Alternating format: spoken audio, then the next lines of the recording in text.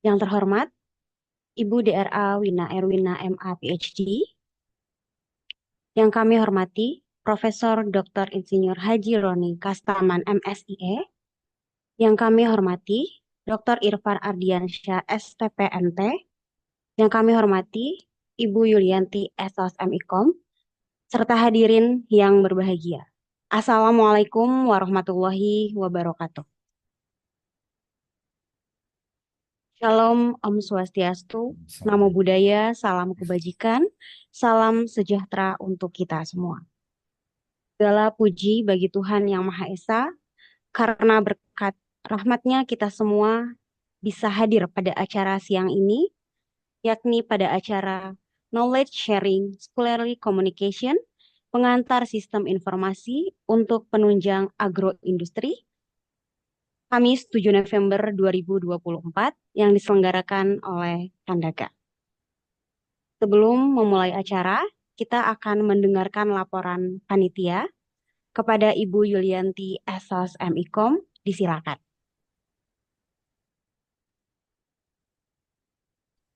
Terima kasih Teh Nafa. Bismillahirrahmanirrahim. Assalamualaikum warahmatullahi wabarakatuh. Waalaikumsalam warahmatullahi wabarakatuh. Kepada Ibu Dr. Andalina Erwina, MA PhD, terima kasih atas kehadirannya. Kepada Prof. Roni Kastaman dan Pak Irfan yang dalam beberapa hari dalam waktu cepat sudah bersedia untuk sharing knowledge-nya di sini. Ya, Perlu saya sampaikan bahwa kegiatan ini merupakan knowledge sharing scholarly communication. Jadi Bu Ina bilang ini bedah buku, tapi bukan bedah buku gitu ya Pak Ibu. Jadi adalah berbagi pengetahuan ya, knowledge sharing yang langsung oleh penulis bukunya gitu dari sumber aslinya. Jadi kesempatan bagus sekali Bapak Ibu untuk bisa menghadiri acara ini karena acara ini jarang ya, apalagi penulis aslinya yang mau langsung bersedia untuk sharing knowledge-nya gitu. Kemudian insya Allah acara ini juga akan kami laksanakan secara rutin. Mudah-mudahan bisa lancar ke depannya begitu. Buku yang akan kita bahas kali ini adalah buku Prof. Roni sendiri, yaitu Pengantar Sistem Informasi untuk Menunjang Agroindustri. Buku ini merupakan buku terbitan tahun 2020 ya Prof ya, mohon koreksi apabila ada kesalahan. Kemudian diterbitkan oleh Unpad Press.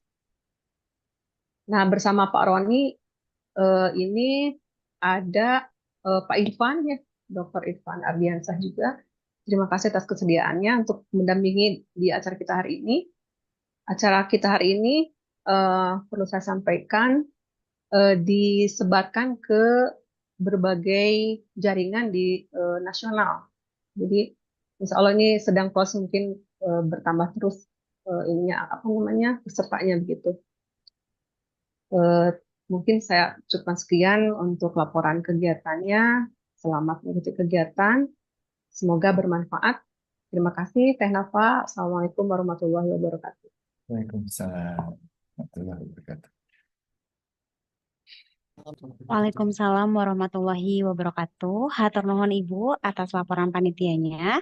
Selanjutnya akan ada sambutan sekaligus membuka acara kegiatan.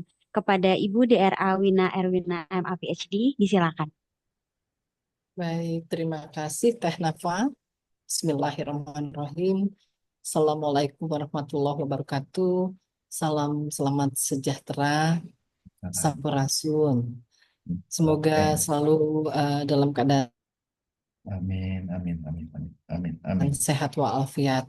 Tentunya tiada kata yang paling tepat disampaikan selain puji dan syukur kehadirat Allah Subhanahu wa taala atas izinnya kegiatan ini dapat dilaksanakan pada hari ini.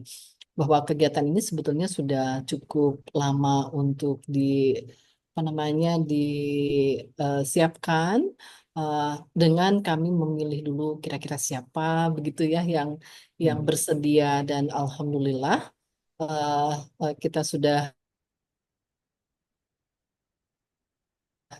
kedatangan dan kesediaan guru besar kami. Terima kasih Profesor Dr. Insinyur Haji Roni Kastaman MSIP, guru besar FTIP 4. Kemudian juga moderatornya nanti akan dibawakan oleh Bapak Dr. Irham Ardiansa STP MT selaku dosen FTIP 4. Eh, saya mengenal Prof. Roni ini cukup panjangnya Prof. Roni dalam perjalanan kita menyiapkan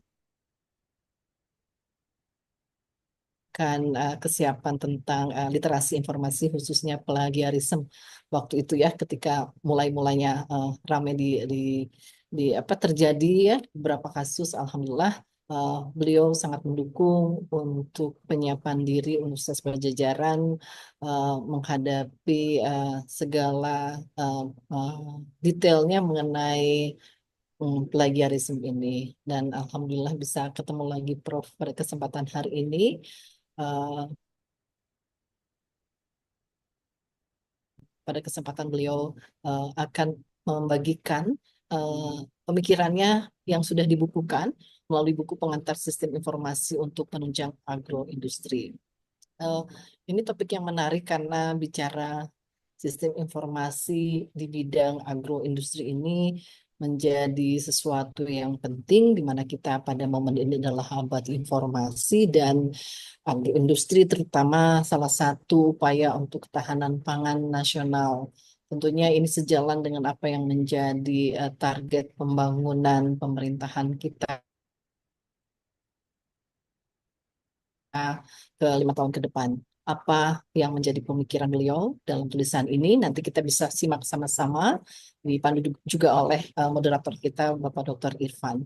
Mudah-mudahan kegiatan ini menjadi kegiatan yang bermanfaat. Kami sebenarnya memiliki beberapa webinar reguler yang merupakan berseri dari mulai webinar yang sifatnya untuk peningkatan kemampuan skill dalam literasi, yaitu literasi informasi, digital dan artificial intelligence. Kemudian juga sharing knowledge ini adalah berbagi dari guru-guru besar yang dimiliki oleh Universitas Pajajaran yang sudah menulis bukunya, bagaimana beliau langsung menyampaikan pemikiran yang sudah dibukukan pada kegiatan sharing knowledge ini. Kemudian kami juga punya acara yang disebut dengan transfer knowledge.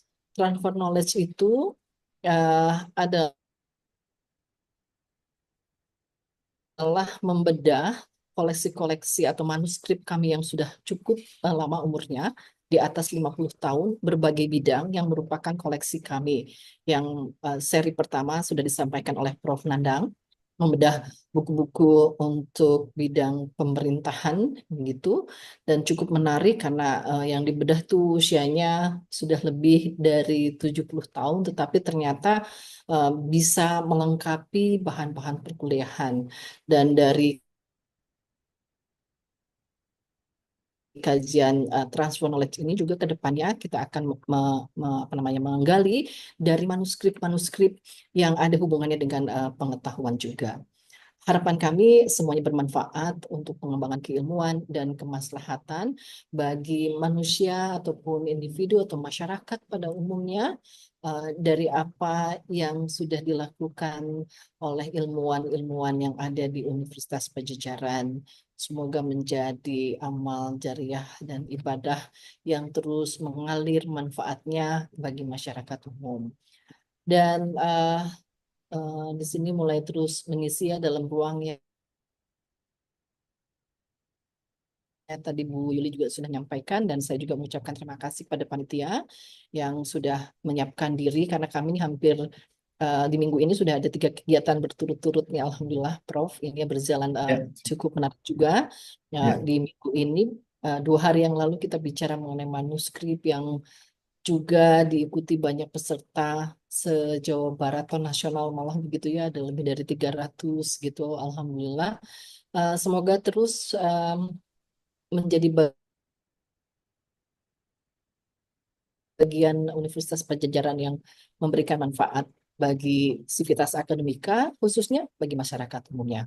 Baiklah, tidak berpanjang lebar, dengan mengucapkan Bismillahirrahmanirrahim, saya membuka kegiatan acara ini sebagai kegiatan sharing, knowledge sharing, scholarly communication yang seri pertama. Bismillahirrahmanirrahim. Semoga bermanfaat bagi kita semua. Wabillahi taufiq wal Amin, hidayah. insyaallah. Amin. Wassalamualaikum warahmatullahi wabarakatuh. Waalaikumsalam warahmatullahi wabarakatuh. Waalaikumsalam warahmatullahi wabarakatuh. Hatur nuhun Ibu. Baik Bapak Ibu, kita akan melakukan foto bersama terlebih dahulu. Jadi Bapak Ibu silakan untuk dinyalakan kameranya supaya terlihat. Saya akan membantu untuk aba-aba foto kepada panitia untuk mohon dibantu. Baik, untuk slide pertama, 1, 2, 3. Slide kedua, 1, 2, 3. Slide ketiga, 1, 2, 3. Baik, untuk slide selanjutnya dimohon bantuannya kepada panitia yang lain untuk didokumentasi. Tanpa berlama-lama lagi, kita akan masuk ke acara inti dan pemaparan materi nanti akan dipimpin oleh seorang moderator. Baik, kepada panitia mohon ditampilkan CV moderator.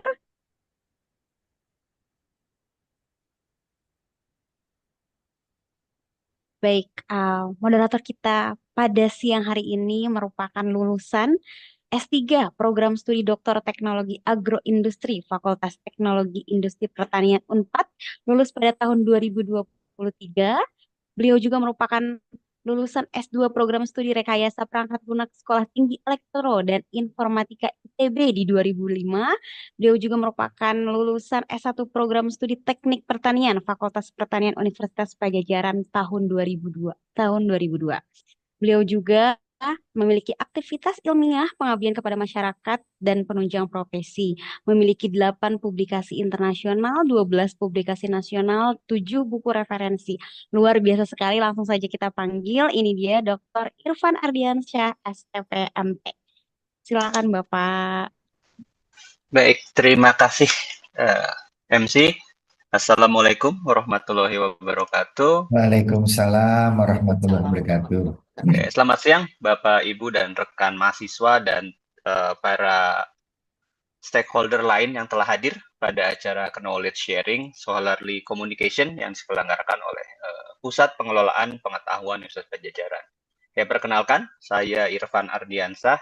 Hari ini saya akan bertindak sebagai host dan moderator dalam acara ini dengan narasumber kita yaitu Profesor Dr. Insinyur Haji Roni Kastaman, MSIE, yang alhamdulillah telah hadir pada kali ini, yang merupakan seorang guru besar pada Departemen Teknologi Industri Pertanian Universitas Pajajaran dan juga seorang ahli pada bidang sistem informasi dan manajemen agroindustri dengan berbagai pengalaman riset dan kerjasama baik di dalam maupun di luar kampus. Selamat siang, Prof. Roni Kastaman. Selamat siang, Pak Irfan. Oke. Baik, tujuan dari acara ini adalah kita akan mendengarkan pengalaman dari Prof. Roni, bagaimana sih Prof. Roni bisa dapat menulis buku ini, dan kemudian pengalaman-pengalaman apa saja sih yang Prof. Roni tuangkan dalam buku yang berjudul Pengantar Sistem Informasi untuk Penunjang Agroindustri. Mungkin di sini juga kita akan mengupas bagaimana beliau mendapatkan inspirasi untuk menulis buku ini, kemudian bagaimana ide, kemudian gambaran, dan juga studi kasus apa saja yang beliau ungkapkan dalam materi-materi dalam buku yang telah beliau tulis. Tentunya karena ini kita berfokus pada bidang agroindustri, jadinya mungkin fokusnya Prof. Roni akan lebih banyak bagaimana sih pengembangan pertanian dan hubungannya dengan sisi informasi dan sistem pendukung keputusan. Semoga dari yang kita dengarkan hari ini dapat menjadi inspirasi dan juga dorongan bagi kita semua untuk semakin produktif seperti Prof. Roni. Mari kita bersama-sama menyimak dan berdiskusi agar acara ini juga dapat memberikan manfaat sebesar-besarnya bagi kita semua. Amin ya rabbal alamin. Baik, mungkin saya langsung saja, Prof. Roni. Ya, siap. Kita langsung saja kita langsung berdiskusi lah, karena kemarin kami sudah berdiskusi dan kami sepakat bahwa kita akan bentuknya adalah talk show seperti podcast gitu, tidak presentasi yang mungkin nanti kalau presentasi bisalah dibaca bukunya saja, tapi di sini kita langsung saja presentasi berdiskusi langsung aja. Misalnya ini Prof, awal dari pertanyaan ini mungkin pertanyaan yang basic lah. Prof, yang mendorong Prof Roni untuk menulis buku ini itu apa sih? Jadi apa sih fokus utama yang ingin Prof Roni sampaikan untuk bisa menuangkan ide Prof Roni menjadi sebuah buku? Iya, terima kasih moderator Pak Irfan ya.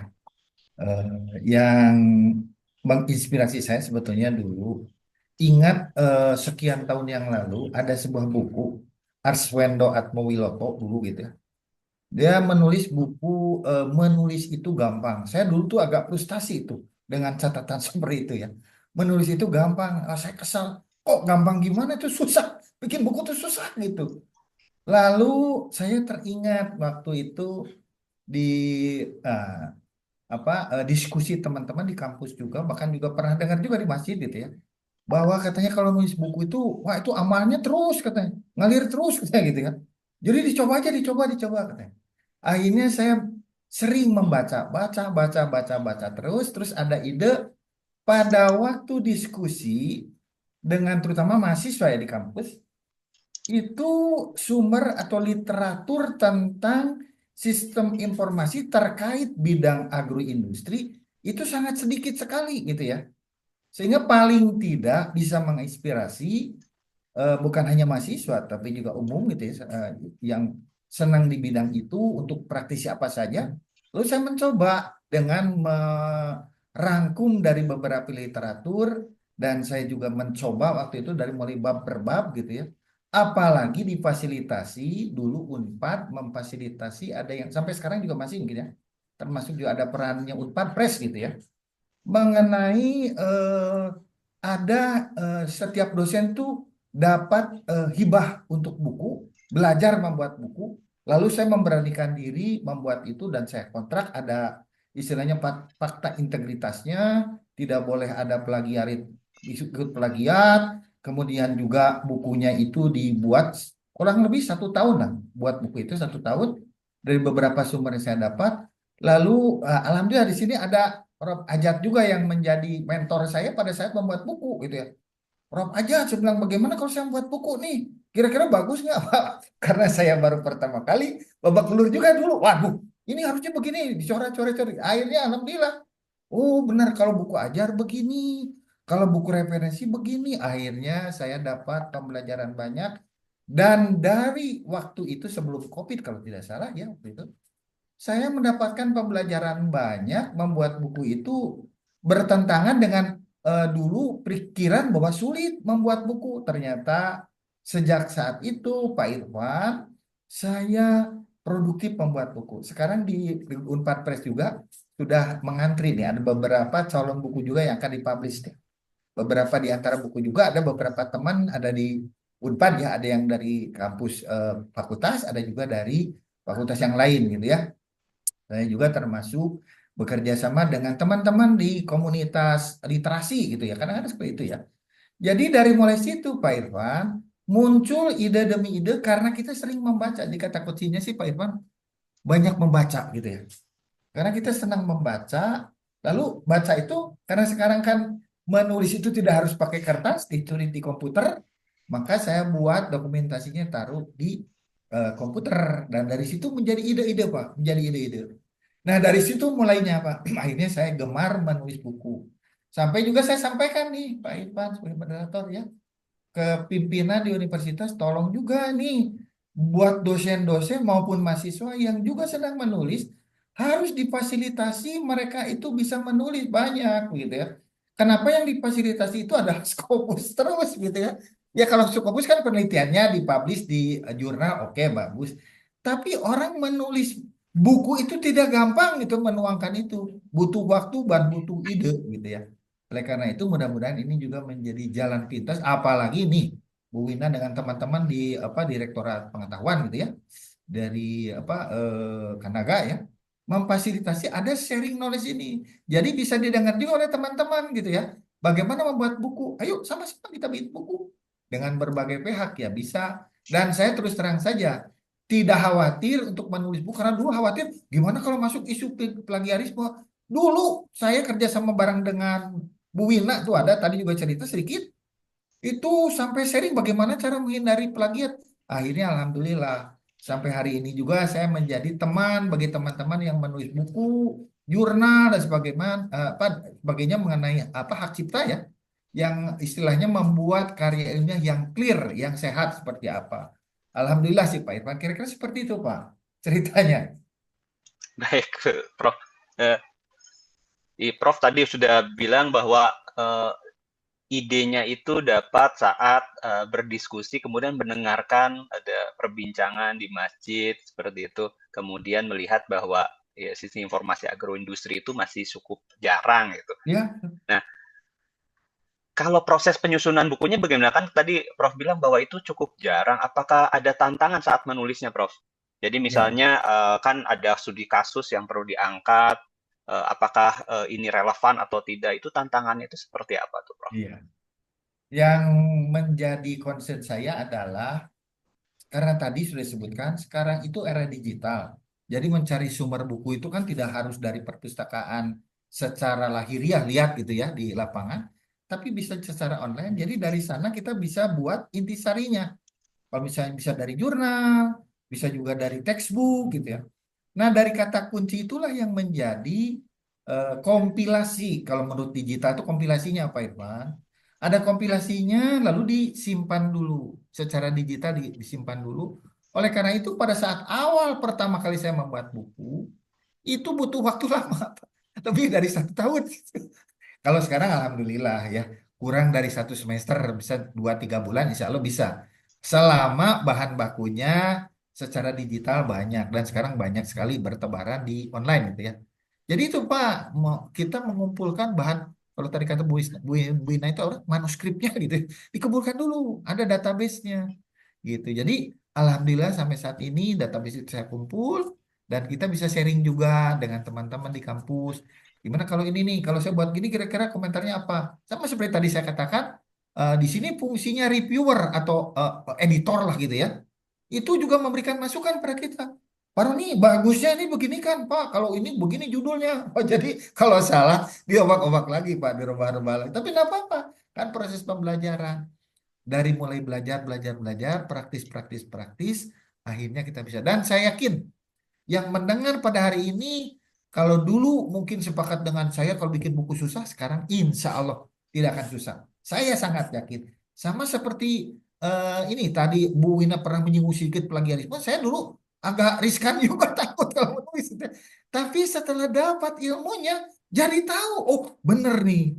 Bagaimana kalau saya misalnya menulis, ini bahannya tapi saya dari AI, boleh. Tinggal tulis saja misalnya, mohon maaf. Saya menulis tentang, ini ada gambarnya. Gambarnya itu saya peroleh dari artificial intelligence. Ya boleh. Sebutkan saja gambar ini saya peroleh dari artificial intelligence. Kapan saya dapatnya? Tentang apa? Tentang perbincangan gini. Kan aman sudah.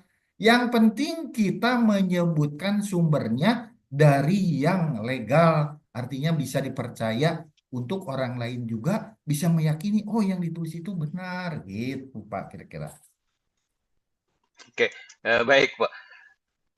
Jadi nulisnya itu kita bisa saja mencari dari artikel, kemudian Ya. jurnal.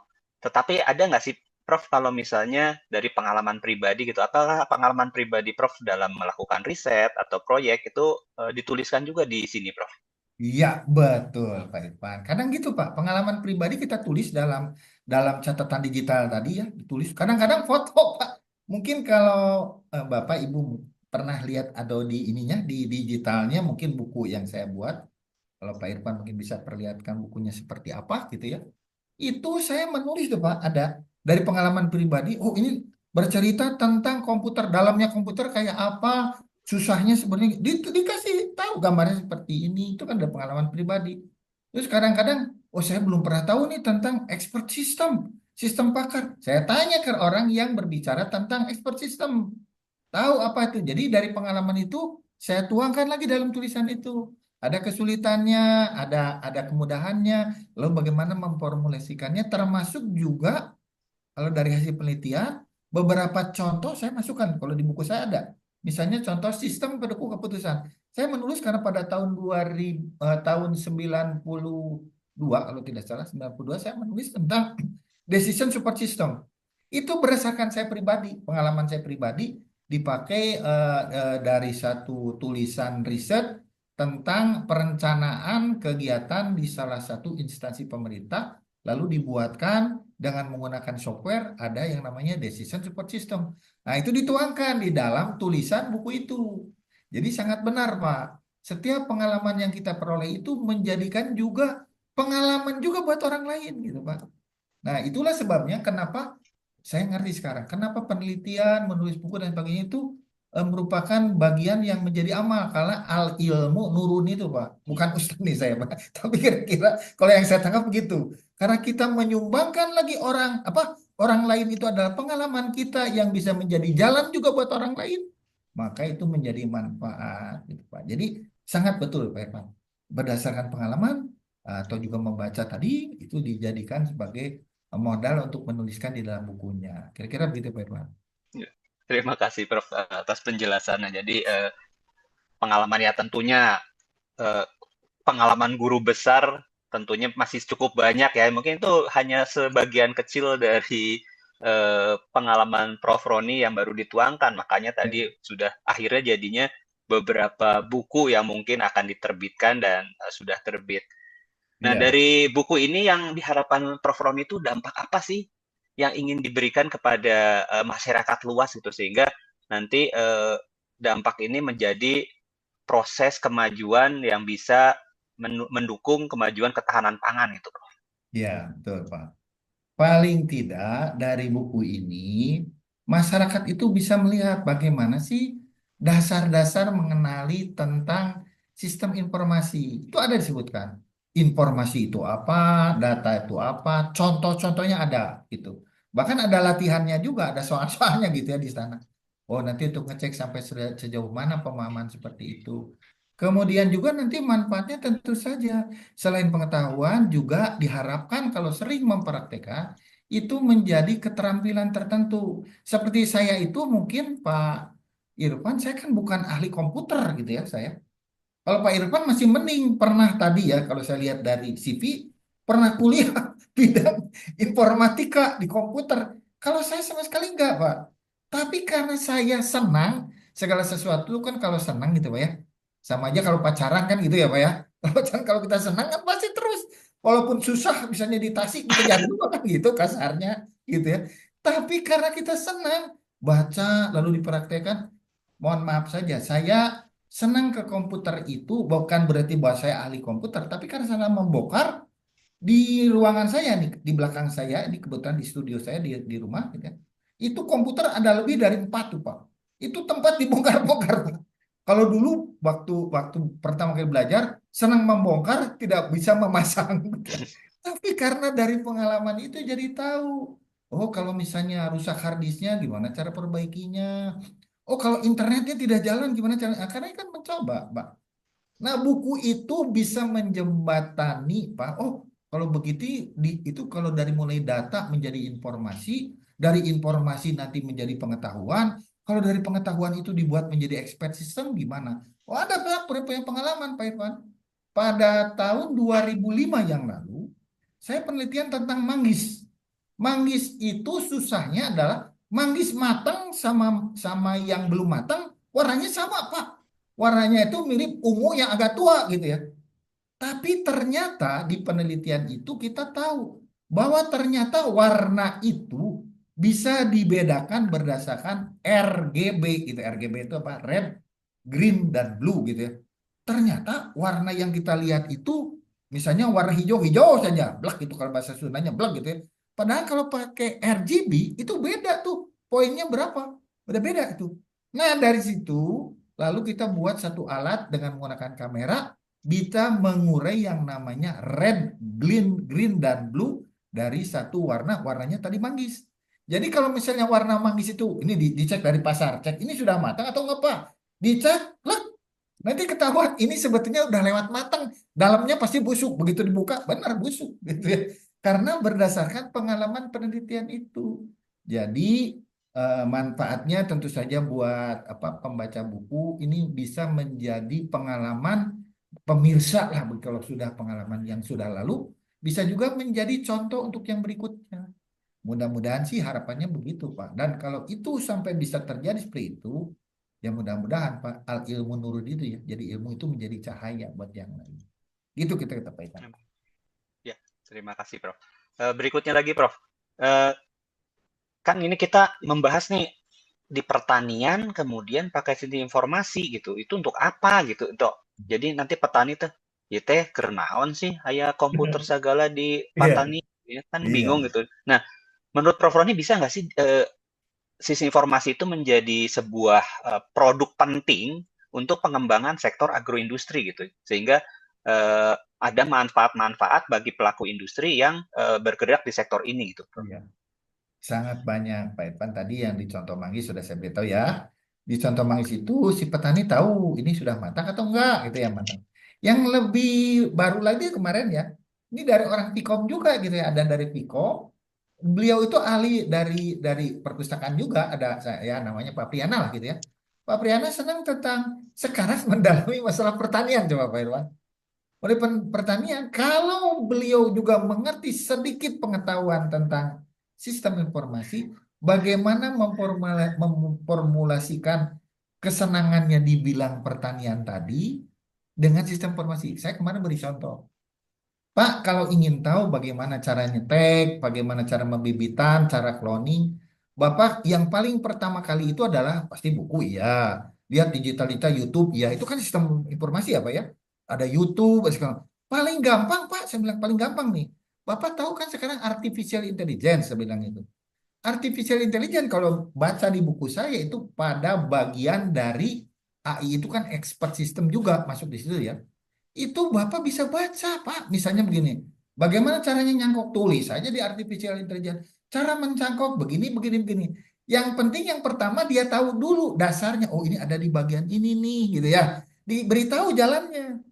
Bisa untuk mencangkok. Bagaimana cara membasmi kutu buah misalnya gitu ya. Kan kita bukan ahli kutu buah gitu ya. Tapi bagaimana cara kita berkomunikasi mendapatkan data dan informasi tadi gitu ya.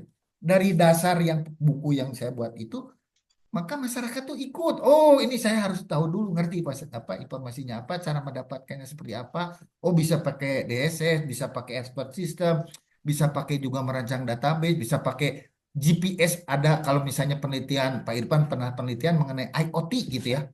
Internet of Things gitu. Apa itu? Oh, ini pengetahuan tentang sensor. Mungkin petani tidak tahu sensor, tapi begitu dikasih tahu gambarnya, bentuknya kayak gini, tidak usahlah petani itu membuat sensornya, cuman oh sensor ini bisa digunakan untuk bikin apa? Oh, ini supaya nanti ngecek gitu ya.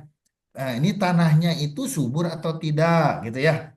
Kemudian ruangannya ini terlalu panas, bagaimana supaya tidak terlalu panas? Oh, ini bisa pakai sensor busuk kelembaban kan gitu ya. Airnya kurang, nyemprotkan nanti untuk bisa mengairi udara yang tadinya panas menjadi lembab seperti itu.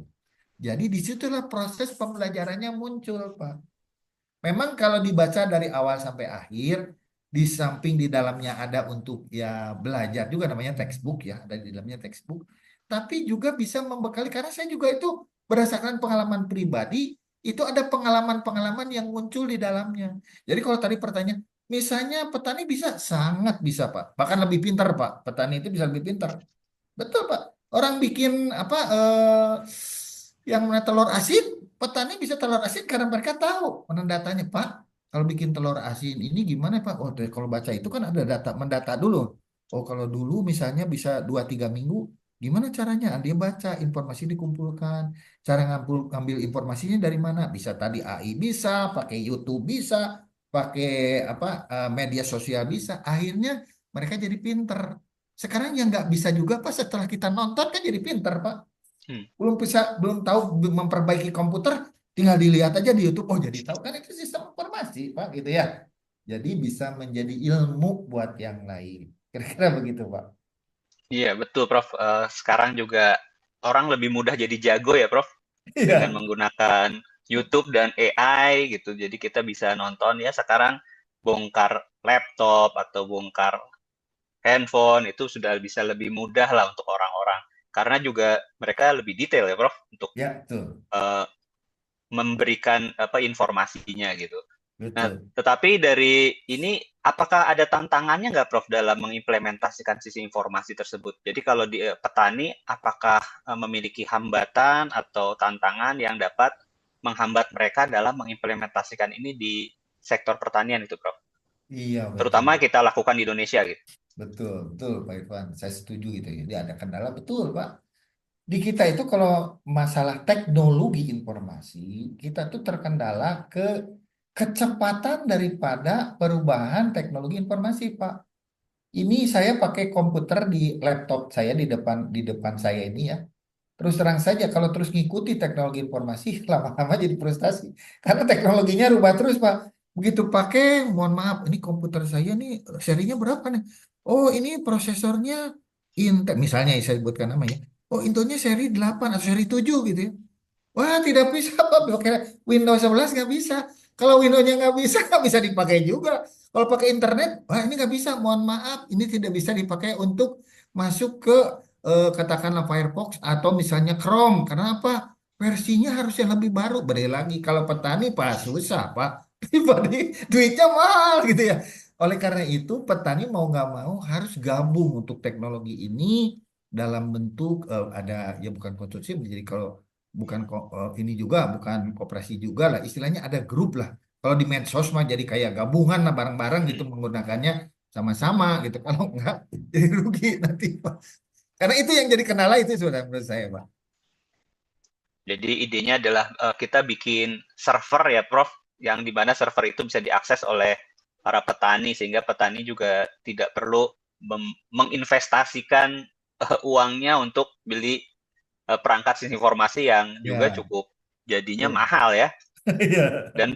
dan berganti-ganti seperti misalnya HP baru beli sekarang minggu depan udah ada tipe Ganti baru, Bro. lagi betul betul betul. Ganti lagi. Kalau ngejar itu habis uang kita untuk Iya betul urusan itu yang kendalanya Pak itu kendalanya gitu jadi. betul betul, Jadi betul. itulah tantangan ya, Prof. Iya Untuk strateginya sendiri bagaimana, Prof?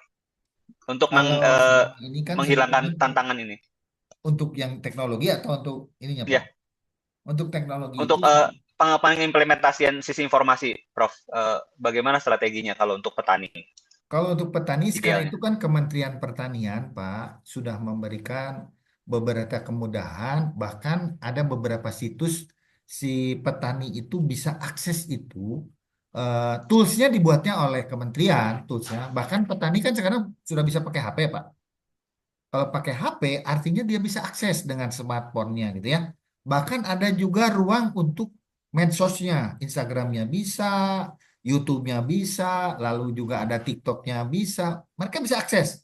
Bisa nanya juga kalau misalnya masalah hama dan penyakit tanaman. Itu ada fasilitas yang diberikan. Jadi kalau tadi kata Pak Irman, ada di cloud juga atau di langit lah gitu, dengan internet bisa diakses gitu ya. Nyimpannya nggak usah petani membuat sendiri, tapi bisa diakses dari Kementerian Pertanian. Dan itu bagusnya, Pak. Bagusnya. Jadi secara secara strateginya ya mau tidak mau, suka atau tidak suka, pemerintah memang harus banyak memfasilitasi itu supaya bisa diakses dengan mudah gitu ya. Murah lagi kan, lebih mudah, lebih murah. Mereka tidak usah mengakses dalam artian dia membeli sendiri pirantinya gitu kan. Paling tidak hanya untuk smartphone-nya saja kan sekarang sudah kayak kacang goreng lah gitu smartphone-nya untuk mengakses data dan informasi itu. Jadi lebih mudah itu. Tinggal banyak sajalah pemerintah membuat konten-konten dalam berbagai aplikasi gitu ya termasuk juga buku atau laporan-laporan sehingga peneliti ataupun juga si petani lebih mudah untuk mengaksesnya. Kira-kira begitu, Pak. Ya, mungkin juga kalau dari pengalaman tadi saya dengar Prof. Roni membicarakan mengenai TikTok gitu. Kan kemarin ada tuh yang namanya goyang satbor, Prof. Itu petani singkong dari Sukabumi yang banyak hutang, kemudian dia goyang satbor, kemudian malah jadi artis TikTok ya, Prof. Dan kemudian sekarang ditangkap polisi karena memperkenalkan judi online. Karena ternyata yang sawer dia adalah judi online. Jadi menyimpang yang harusnya Ya, smartphone itu digunakan untuk ya, mengakses informasi. Misalnya pengembangan singkong tuh bisa jadi apa aja sih gitu. iya, iya betul. Ternyata dia malah install TikTok untuk jadi goreng satur, akhirnya malah sekarang ditangkap polisi dan diancam penjara 10 tahun ya, Prof. Iya. Jadi Dan tergantung dari the man behind the gun-nya ya Pak ya. ya betul. Jadi kalau kita punya senapan, senapan itu akan dipakai untuk apa ini ya? Kalau dipakai untuk yang positif, tentu saja akan optimal, bagus, efektif gitu ya. Tapi kalau dipakai yang nggak benar, ya ngaco juga. Gitu. Contoh yang seperti tadi kata Pak, ditangkap polisi itu ujung-ujungnya. Gitu Pak. Betul, Prof. Ya, Berikutnya, Prof. Kan ini juga sisi informasi itu kan nanti berhubungan dengan yang namanya sistem pengambilan ya, sistem pendukung keputusan ya, Prof. Di ya, mana stakeholder bisa mengambil keputusan manajerial berdasarkan hasil dari eh, pengambilan informasi dari sisi informasi itu sendiri. Apakah ada cara atau bagaimana sih sebuah sistem pengambilan keputusan ini mempengaruhi proses pengelolaan agroindustri gitu, Prof?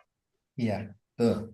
Sangat betul sekali Pak Irfan. Saya memberikan contoh karena di kampus juga saya pakai beberapa tools untuk mahasiswa itu pakai ya.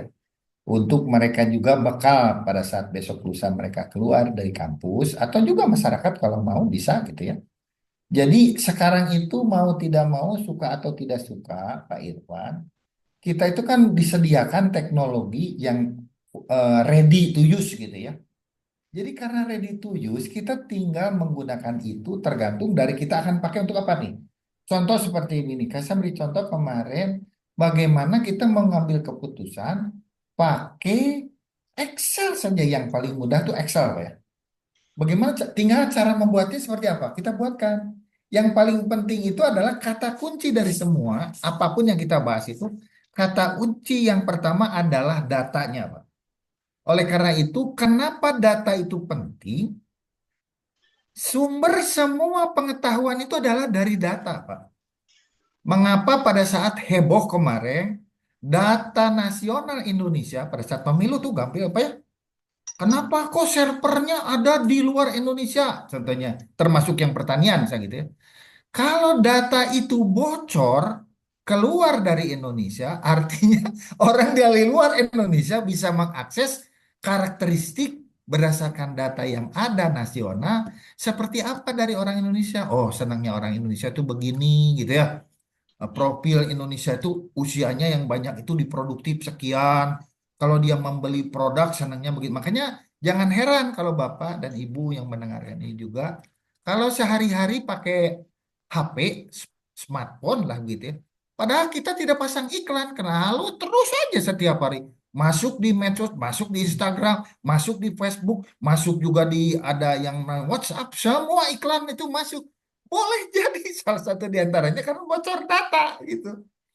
Jadi kalau bocor data kemana-mana, misalnya loh kok ada ini KTP Pak Irfan ada di sini kok, ya nggak bisa ditahan kan sudah ada. Gitu ya. Ya. Basis datanya sudah ada di cloud seperti itu. Jadi yang pertama itu adalah kita concern dengan data. Kalau data sudah ada, maka kita mudah menjadikan itu informasi berharga. Kalau sudah menjadi informasi berharga, kita punya pengetahuan yang luar biasa. Kalau sudah punya pengetahuan, maka kita bisa ngambil keputusan. Dan itu paling penting dalam kehidupan manusia. Kenapa? Coba dilihat. Manusia itu setiap hari hidupnya itu selalu dengan ada masalah, masalah, masalah, masalah terus. Tapi kenapa selalu ada solusi? Allahu Akbar. Itu ya Allah itu kan memberikan manusia itu dengan bekal otaknya itu bagaimana dia bisa mencerna data lalu diolah menjadi informasi dan dari situ dia punya pengetahuan. Sudah punya pengetahuan, maka besok lusa kalau ada masalah bisa dapat solusi. Jadi intinya itu Pak Irman, data, concern dengan informasinya, concern dengan memanfaatkan informasinya untuk apa? Mengambil keputusan yang tadi ditanyakan oleh Pak Irfan. Manusia bisa efektif mengambil keputusan kalau dia juga punya data dan punya pengetahuan. Kalau itu saja tidak punya ya sudah Pak, repot Pak. Gitu kira-kira. Ya, ya, terima kasih, Prof. Berikutnya, kalau misalnya kita sudah nih sekarang kan kita sudah berjalan dengan teknologi ya, Prof. Beberapa juga perusahaan agroindustri juga sudah menerapkan teknologi IoT, kemudian AI dan lain-lain. Nah, untuk di masa depan itu tantangannya untuk teknologi informasi dan komputer itu seperti apa, Prof? Sehingga kita bisa juga mengejar teknologi itu gitu, Prof. Ya, kalau dari sisi sumber daya manusia, Pak Irfan, saya sangat yakin orang Indonesia itu cerdas-cerdas, Pak, kreatif-kreatif, pintar-pintar, Pak. Saya berikan contoh nih, Pak. Beberapa mahasiswa, mungkin juga salah satu di antaranya mahasiswa dari teknologi industri pertanian ya. Saya kemarin ketemu, kerjanya di mana? Pak, saya mandiri Pak, punya startup, bikin di bidang IT Pak. Wah, kok bisa begitu? Gimana? Oh Pak, saya punya klien, barang kliennya itu Pak dari negeri Belanda Pak. Oh, kok bisa di Belanda? Kan ada Pak, sekarang mah Pak yang namanya internet, bisa email, bisa WhatsApp, segala macam. Lalu dia itu kerjasama Pak Irfan. Kerjasama dengan Belanda itu bikin apa? Software. Kenapa softwarenya yang buat orang Indonesia? Karena pinter tadi, bisa ngakal. Ya, jangan jangan tanya soal yang penyimpangan ya Pak, ini yang positif ya. Karena kalau untuk urusan bobol membobol, pembobol internet yang paling hebat tuh banyak dari Indonesia gitu ya. Tapi bukan itu yang saya maksud. Yang pintar-pintar inilah yang jadi backbone unit buat negara kita Pak, buat negara kita. Mungkin Bapak dan Ibu yang dengar di kolom ini atau di media ini sudah tahu lah. Di Indonesia ini orang-orang ya Roy Suryo itu salah satu dari sekian ribu mungkin ya orang Indonesia, ribuan Indonesia yang pintar-pintar seperti itu. Harusnya orang-orang itu benar-benar diraih. Nah, saya jadi ingat kasus gini Pak Irfan. Kalau di negara tetangga kita, tuh di Singapura atau mungkin juga di Malaysia, mereka tuh punya departemen kreatif gitu ya, atau mungkin kalau di kita Kominfo kayak gitu ya.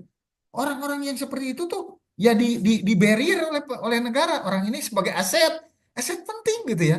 Jadi udah Anda jangan nanya gaji, yang penting Anda kerja untuk negara ini. Sok silakan buat apa? Bisa dan sangat bisa, Pak. Jadi Indonesia saya sangat yakin kalau mau Pak difasilitasi negara harus ada seperti itu. Nah di Kominfo itu mestinya juga Pak orang-orang yang seperti industri kreatif itu backup aja backup seperti itu. Kenapa kalau kalau Google itu ya Google jangan bisa dibandingkan lah dengan pemerintah Indonesia, tapi paling tidak idenya itu bagus Pak. Kalau mereka orang-orang yang pintar itu dibiayai, yuk bikin misalnya konten-konten yang kreatif, apapun kreativitasnya, nanti kita bayar. Nanti kan ada tuh dalam bentuk di AdSense-nya, bisa juga masuk melalui apa viewernya kan itu. Hal yang sama sebetulnya kita bisa. Kenapa? Mohon maaf, mungkin Bapak dan Ibu ada tahu mengenai e-commerce yang ada di Indonesia sekarang. Kalau saya lihat, tidak 100% e-commerce yang beredar di Indonesia, itu murni Indonesia. Sebetulnya di belakangnya itu adalah Cina, itu RRC gitu ya. Artinya apa? Artinya kita mau nggak mau suka atau tidak suka, sudah dimasuki nih oleh agen asing untuk apa? Bisa nanti menggiring nih. Nah, senangnya orang Indonesia seperti apa? Padahal sebetulnya kalau mau, mungkin ada kasus positif ya. Bapak Ibu pernah mendengar ada yang namanya dulu Bukalapak tuh ya. Sampai dibeli ininya si karya kreativitasnya itu, saya lupa lagi namanya dulu. Mungkin kalau Pak Ivan masih ingat namanya saya Bukalapak tuh ya. Dia kerjasama dengan MTech Group kalau tidak salah ya.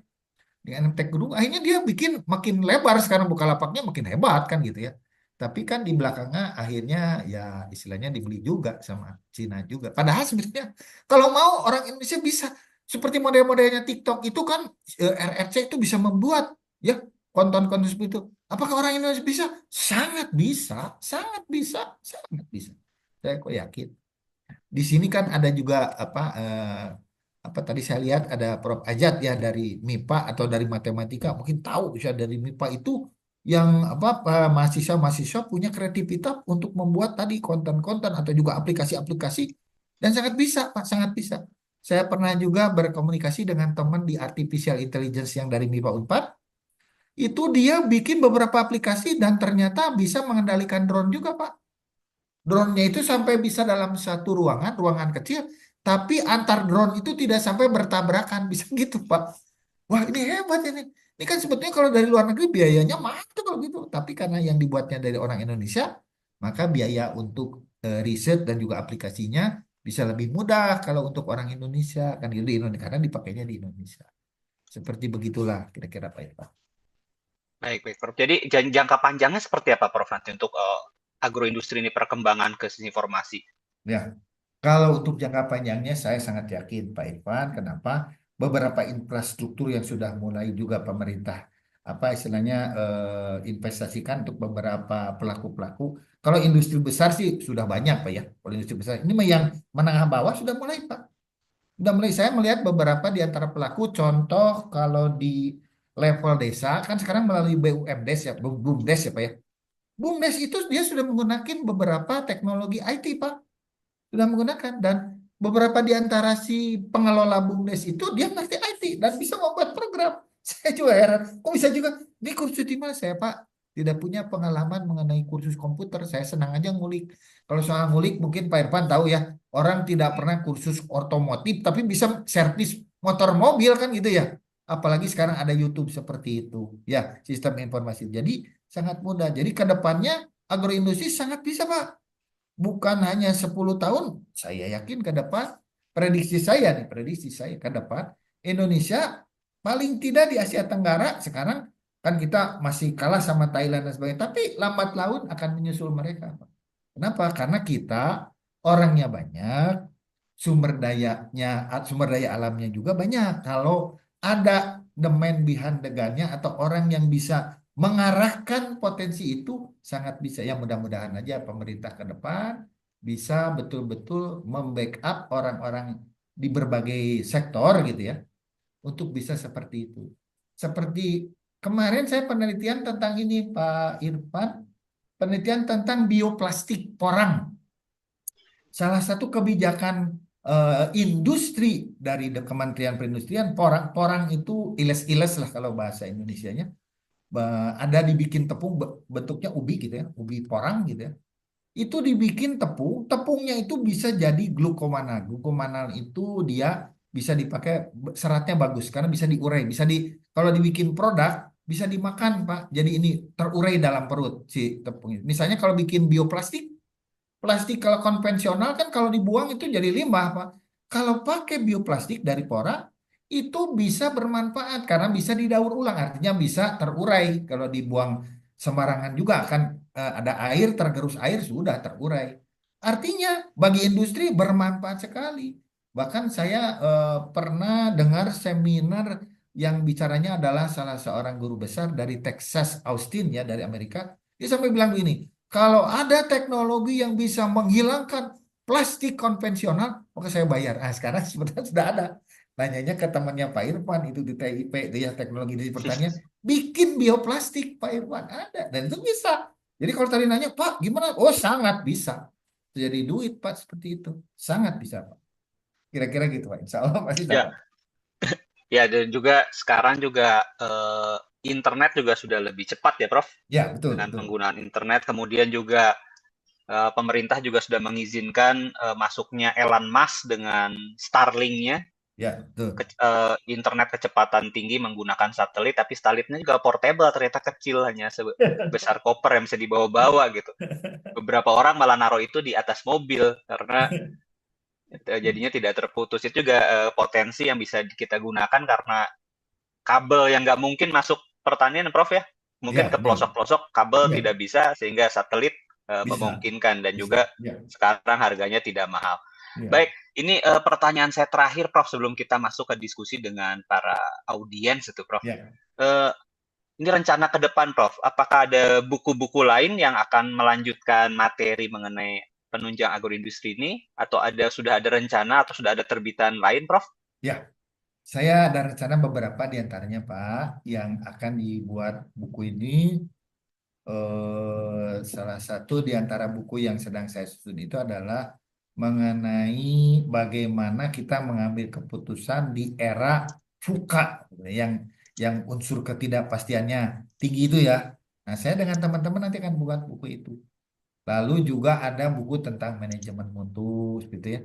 Ada juga buku tentang yang sedang saya siapkan itu adalah ekonomi sirkular gitu ya.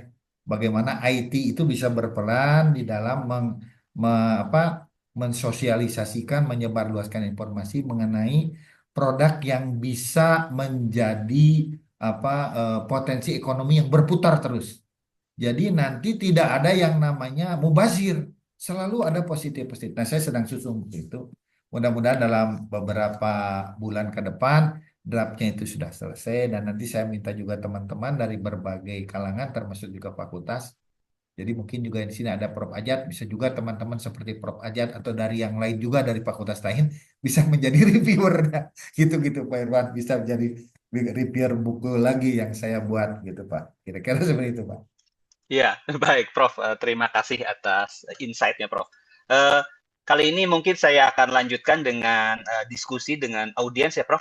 Ya, siap. Untuk audiens, tolong siapkan pertanyaannya. Tolong pertanyaan terbaik, tadi Prof. Roni sudah request ke saya, bila ada pertanyaan yang terbaik, itu akan mendapatkan buku ya Prof. Ya, Dari Prof. Roni nanti akan mendapatkan buku yang sedang kita bahas sekarang, gratis nggak Prof? nanti Atau bayar Prof? dikirim melalui Kandaga nanti ya. Nah, Melalui mengirim linknya melalui kita Kandaga berarti gratis ya Prof ya? Ya, dikirim pakai Berisi nanti ini apa hard ininya ya, hard copy-nya hard ya, copy ya, bukan betul. bukan Hard bukan copy-nya Prof. hard copy-nya dikirim. Hard copy-nya. Eh, Jadinya tidak usah bayar pakai kris ya semuanya, jadi gratis. Ya.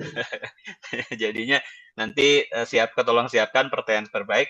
Jadi sekarang saya minta kepada para audiens yang memiliki pertanyaan kepada Prof. Roni untuk melakukan raise hand. Raise hand ada di fitur reaction.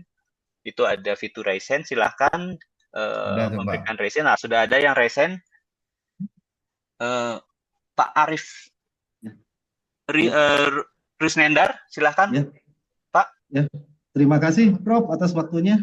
Terus juga saya Pak dari Dinas Koperasi UMKM Perindustrian Perdagangan Kota Tasikmalaya Pak. Oh, Saya, iya. saya juga sebagai mahasiswa magister di MTIN Pak. Siap. Nah, apa yang disampaikan Prof tadi sejalan dengan apa yang kita lakukan saat ini Prof, ya pemanfaatan di apa itu ya kemajuan teknologi terutama dalam digital gitu ya, digital marketing gitu ya. Kita di UMKM itu kan banyak memanfaatkan teknologi digital dalam hubungannya dengan pemasaran ya Prof ya, Prof ya. Nah, tapi di satu sisi memang itu sangat membantu menaikkan apa ya segmen pasar bagi para UMKM. Tapi di satu sisi kita juga ada kekhawatiran Prof, karena itu ya seperti salah satu platformnya kayak TikTok ya Prof ya, itu sebetulnya kan bukan punya kita gitu, punya orang luar gitu. Nah, apakah kedepannya ini ada konsekuensi nggak bagi UMKM kita? Misalkan ya seperti yang Prof sampaikan tadi, itu mereka juga mungkin mengcopy kebiasaan-kebiasaan konsumen yang ada di Indonesia, algoritmanya terus apa. Nah, yang dikhawatirkan itu suatu saat nih ada serbuan barang-barang yang mirip gitu, yang masuk ke Indonesia yang bisa malah menghancurkan UMKM kita. Mungkin, nah dari sisi tersebut mungkin apakah ada Prof antisipasi yang mesti kita siapkan dalam ya istilahnya menghindari kekhawatiran tersebut. Mungkin itu saja dari saya. Iya. Ya betul Pak Arif. Jadi seperti yang tadi saya sebutkan ke Pak Irfan juga pertanyaan yang sama mirip gitu ya. Memang ini harus siap Pak. Beberapa aplikasi yang muncul TikTok dan sebagainya gitu ya. Termasuk yang pertama kali dulu ada YouTube gitu ya. Itu kan bukan milik kita Pak. Jadi devisanya ngalir juga ke mereka gitu ya. Jadi mereka cuman istilahnya mengambil sedikit untuk ngambil yang banyak gitu. Maka tugas kita itu adalah kumpulkan tuh orang-orang pintar itu. Ya tugas Pak. Mungkin juga Bapak di koperasi ya, UKM. Kenapa kalau di negara tetangga gitu ya, nggak usah yang paling inilah kalau Singapura itu kan mungkin udah maju dia ya, duitnya juga banyak. Kenapa negara tetangga sebelahnya gitu? Vietnam Pak kalau saya lihat ya, mereka berani ada investment begini. Kalau di kita kayak kontes lah gitu ya. Ayo bikin kontes begini. So kalau misalnya dapat nanti Anda punya penguasaan hak itu. Bisa. Nah, kalau di kita kurang apa seperti itu. Apresiasi untuk membuat konten. Jadi kayak ada lomba aja kayak lomba gitu. Lomba nanti akan punya manfaat bukan hanya saja buat pemerintah Indonesia, tapi juga buat orang yang mengembang itu nanti ada share hakinya. Dan itu harus harus sering digelorakan seperti itu, Pak. Harus sering. Kalau tidak, ya terus serbuan dari luar negerinya makin banyak. Terus terang saja kalau saya sekarang pakai HP, tadi kan sudah saya katakan pakai HP ya. Dari HP ini setiap hari iklannya itu basicnya, bagian dasarnya sebetulnya itu adalah orang luar negeri itu. Cuman baju yang dipakainya adalah produk Indonesia saja gitu ya, atau e-commerce apa segala macam. Padahal di belakangnya itu bukan. Sehingga perilaku orang Indonesianya jadi diketahui. Misalnya begini, saya kok nggak pesan ini, iklannya tentang yang saya suka Pak gitu. Misalnya saya senang otomotif, nanti iklannya itu motif otomotif aja terus. Saya senang komputer, komputer aja terus gitu. Sama seperti Pak Arif. Pak Arif misalnya senang, mohon maaf, ada baju batik, besok lusanya di HP-nya itu batik aja terus, Pak.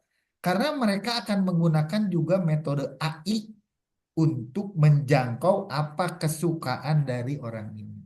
Lagi-lagi jawabannya tadi kata saya, harus berani Pak pemerintah. Nah, sekarang dimulai dari yang paling kecil nih Pak Arif. Pak Arif kan di Tasik nih, sini ya. Mulai dari sekarang Pak. Undang orang-orang Tasik tuh Pak, ATCD Pak. Anak Tasik cinta damai Pak. Jadi kalau cinta damai, dia kalau mau bikin sesuatu karena damai Pak, gampang Pak. Banyak orang pintar Pak. Orang pintar Pak. Tadi yang diberikan contoh oleh saya, ada yang nama BUMDes. BUMDes yang salah satu di nasional yang terbaik. Ya, ya, jadi sekian sekian dari yang terbaik itu dari nasional, itu adanya dari Tasik Pak. Yang ada yang dari maggot, juga ada juga dari produk-produk lainnya, perikanan gitu ya. Ada itu.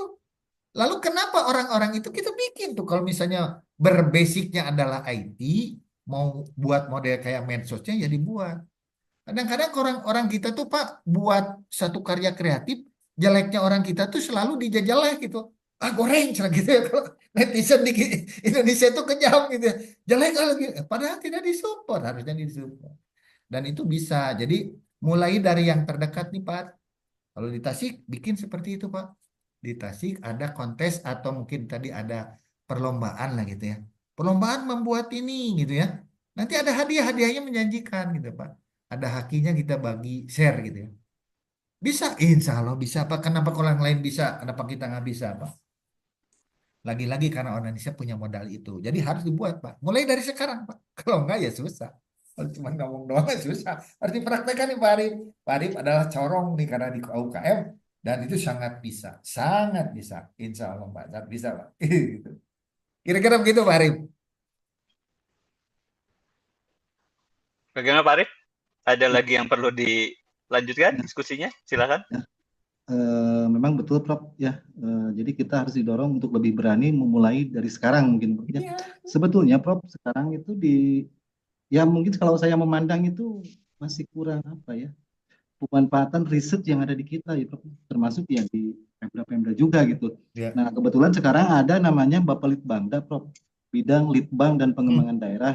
Ya. Nah, sebetulnya itu corong untuk riset itu dibuka, Prof. Cuma antara kampus, akademisi dengan pemerintah daerah, saya merasakan ini belum ada sinergitas nih, Prof. Gitu ya, sampai saat ini. Siapa? Nah, padahal di Pemda sekarang udah dibuka nih, keran buat riset dari perguruan pun boleh masuk, mendaftar. Ya.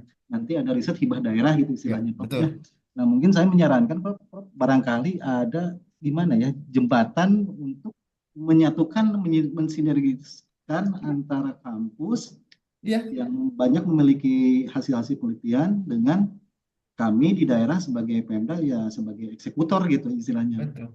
Agar nanti hasil-hasil tersebut bisa diaplikasikan. Betul. Pak Arif, saya jadi ingat nih, ini sekian tahun yang lalu ya. Kalau di Bapeda itu ada namanya kayak musrenbang kayak gitu ya. Itu melibatkan perguruan tinggi ataupun juga pihak yang orang yang concern dengan pembangunan itu untuk dia itu memberikan masukan kerjasama nanti Pak bisa nanti buat satu ada PR Pak ada PR yang diberikan bisa nggak ya nanti yang digunakan banyak kalau di Musrenbang itu kan ada ITB kalau di Bandung dulu ya ada ITB ada Unpar ada Unpad ada Unpas ada Pak yang pernah terjadi itu pernah Unpad dapat PR Unpas dapat PR ITB dapat PR jadi PR itulah yang harus dijawab oleh mereka jadi daripada dana yang ada untuk pembangunan di perencanaan pembangunannya tanda kutip ya proyek yang tidak jelas Bapak arahkan saja saya ingin menghasilkan gini, by outputnya harus menghasilkan gini. nih sekarang perlu berapa? Ya oke, sok dihitung. Dan nanti dua-duanya kan menghitung. Gitu ya, bisa. Bisa kok. Pernah dilaksanakan Pak dulu. Misalnya kalau di pertanian itu Pak Arif ada misalnya menghasilkan eh, alat, bukan alat ya, jadi produk yang bisa memberantas tikus secara sistemik. Oh bisa Pak, ada Pak. Alatnya ada, mekanisasinya ada, lalu bahan-bahan kimianya yang juga ramah lingkungan yang tercipta jadi hak. Bisa, itu karena dikasih PR. Nih, saya sediakan dana untuk tahun ini, riset ini, tapi harus jadi Pak. Dipakai, sekarang sudah pakai Pak. Jadi ada yang dengan dinas, ada yang dengan juga perusahaan swasta. Contoh yang menggunakan yang saya tahu itu ada GGP, Great Giant Pineapple, atau mungkin juga ada Raja Wali, Nusindo, ya Raja Wali. Ya bisa Pak, itu bisa. Jadi kasih saja Pak PNSP itu. Oke, kita kasih dana nih, riset kerjasama ya. Tapi harus jadi nih. Pertanggungjawabannya nanti moral materialnya ada nih. Nah, kalau gitu mah Pak, orang kan takut Pak. Kayak pinjam duit ke bank Pak. Awas kalau nggak balik lagi. Balik laginya kalau ke kampus itu pasti dalam bentuk outputnya, produknya Pak. Insya Allah bisa Pak. Gitu. Misalnya Pak Irfan ini terkait dengan IT, senang Pak penelitian tentang IT. Bisa. Pak Irfan harus nanti menghasilkan medsos. Kalau tidak jadi, Pak Irfan yang dicopot tadi. Bisa, sangat bisa Pak Arif. Sangat bisa. Atau mungkin saya lihat di sini ada Pak Wahyu. Nggak bisa Pak Wahyu. Nanti BI membiayai, misalnya ada riset itu. Ya mangga, tapi tadi. Oke, kalau jadi risetnya nih, saya biayai oleh BI bisa gitu. Tapi kalau nggak jadi, comot Anda. Kan bisa gitu. Kan gitu kalau kalau kita tidak berani untuk berbicara gitu. Dan itu sangat banyak. Dan bisa.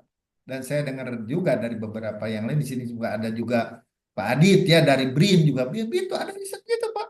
Riset yang didanai, dibiayai, tapi outputnya harus jadi Pak. Harus jadi gini. Anda sudah menggunakan dana pemerintah nih, sekian miliar untuk riset ini, mana produknya? Kalau enggak kan ditanya sama inspektorat nanti kan Pak Arif gitu.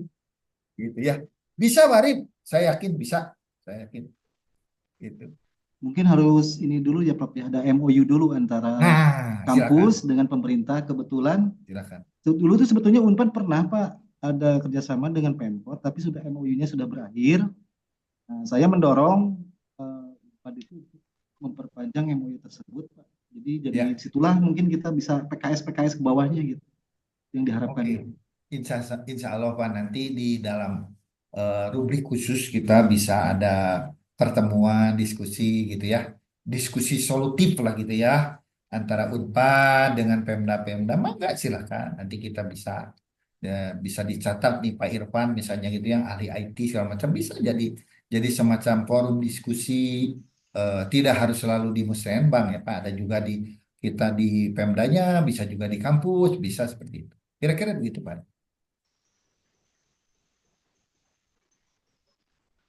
Terima kasih Prof. Ya, siap. Baik, terima kasih Pak Arif. Berikutnya ada lagi dari Pak Bambang Cidir. Silakan Pak Bambang, bila ada pertanyaan atau diskusinya. Belum di on mic-nya Pak Bambang. Baik Pak, terima kasih Pak Arif. Makasih Prof. Saya menarik Ya. nih. Dulu tuh pernah ada Prof, itu yang namanya Akademi Penerangan. Ya, Ingat ya? ya. Yang menghasilkan kalau institusinya namanya Departemen Penerangan waktu itu Prof. Ya, Menghasilkan juru-juru penerang. ya, Jupen. Jupen itu sampai ke tingkat desa-desa itu Prof. Ya, Mereka bersama para petani, nelayan semua lah membina itu ya. Itu kok bisa hilang ya, sayang sekali itu. Padahal peran Jupen. Akademi Penerangan ini yang menghasilkan Ya, itu ditambah pembebanan atau pembobotan tentang IT ya, teknologi, saya kira itu bisa mempercepat Pak. iya, benar. Bahkan mungkin itu ya Indonesia menjadi lumbung padi itu ya, Iya, betul. padi lagi tuh.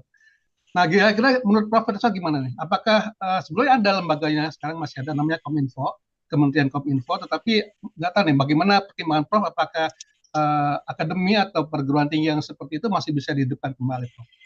Iya, memang lain lubuk, lain ikannya ya. Kalau lain yang mimpin kebijakannya beda lagi kan, Pak, ya. Dulu itu bukan hanya di Jupen, Pak. Dulu di Kementerian Pertanian juga ada yang namanya dulu itu Lapangan. kayak gitu ya. Jadi kayak apa ya apa istilahnya kalau kalau mungkin konsultan kalau di swasta mah gitu ya Pak ya. Nah, PPL gitu, Pak. gitu ya. Nah, Oh sekarang ya. itu kan yang begitu nggak ada. Jadi padahal sebetulnya itu infrastrukturnya untuk dibuat itu tuh udah bagus sekali dulu, Pak. Bagus, sekarang hilang. Ya saya sedih juga, tapi nggak bisa apa-apa gitu ya.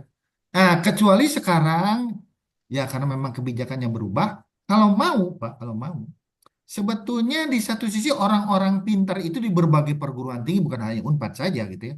Itu banyak untuk bisa menjembatani itu. Misalnya kalau mau pendidikan, bisa.